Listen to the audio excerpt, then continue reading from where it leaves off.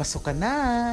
Unang araw na ng klase. Tara, samahan niyo ako. Magandang araw, kabarasa! Muli, ito ang inyong Teacher Bird, o mas kilala sa tawag na Payasong Guro. Tulad ng isang payasong nagbibigay ng saya at mahika, ganoon rin dapat natin kilalanin at pasukin ang makulay na mundo ng pagbasa. Magandang araw! Oo, tamang narinig nyo. Ngayon ang unang araw ng pasukan para sa taong panuruang 2025 hanggang 2026. So, sa puntong ito, kauna-unahan namin itinaas ang watawat ng Republika ng Pilipinas at sama-samang inawit ang pambansang awit ng ating bansa. Halos nakaka-excite yung unang araw na ito dahil maliban sa may mga bagong mga mag-aaral, makakakilala din tayo ng mga bagong muka at magiging kaibigan. Para bang kailan lang, huling araw ng pasukan at magbabakasyon.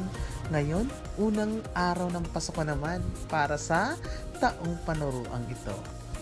At para sa kaalaman nyo, si Teacher Bird o ang inyong payasong guro ay may hawak na 2 baitang sa taong ito. Ang baitang 4 at baitang 5. Tinatawag itong combination class na kung saan sa isang silid ay 2 klase or 2 grade level ang tinuturuan ng inyong lingkod. Sabihin na nating mahirap yung ganitong sitwasyon, pero sa halos ilang taong kong pagtuturo at dahil sa pagmamahal ko sa aking trabaho at syempre sa mga batang tinuturuan ko, nagiging magaan na lang ang lahat. At higit sa lahat, nagiging masaya, lalong-lalo na kapag alam namin o alam natin na may natutuhan talaga ang mga estudyante ni Teacher Bird. Dahil tunay ngang ang edukasyon ang susi para magkaroon tayo ng maganda, matagumpay at maliwanag na hinaharap. So habang kami ay nagpa-flag ceremony, nakita ko yung asong ito na napakaganda ng kulay at napakaamo ng muka. Gusto ko sanang dalhin, pero iniisip ko na naman yung mag-aalaga sa kanya. So balik na tayo.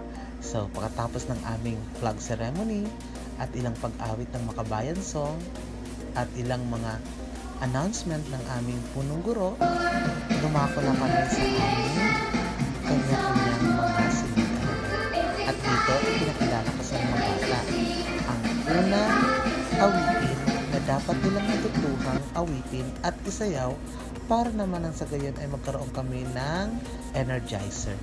At ito naman, inihanda ko na yung iba't ibang school forms na siyang unang dapat maihanda upang nang sa gayon kapag may mga bisita or may mga nais magtanong tungkol sa uri ng klaseng mayroon ako sa taong ito ay mabilis kong masagot at maipakita ang ilang mga datos na kinakailangan nila.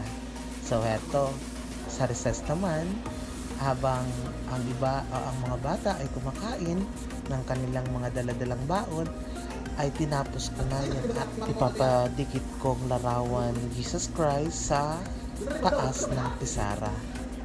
May kinakausap pala ako ditong isa kong magulang sa labas na kung saan nakita niya yung kanyang anak na bunso na naglalakad-lakad sa labas ng aming silid-aralan. So, mabalik tayo dito sa ginugupiit ko. Isa sa pinakamahalaga sa akin ay ang pagtuturo ng ilang mga awitin at sayaw tungkol sa Panginoon.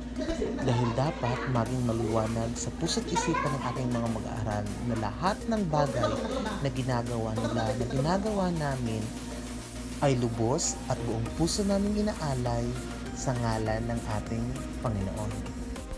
Para sa akin, nakaka-excite talaga ang taong panuruan ito dahil on record ay talagang naikot ko na ang lahat ng baitang upang maranasan ko kung paano sila turuan.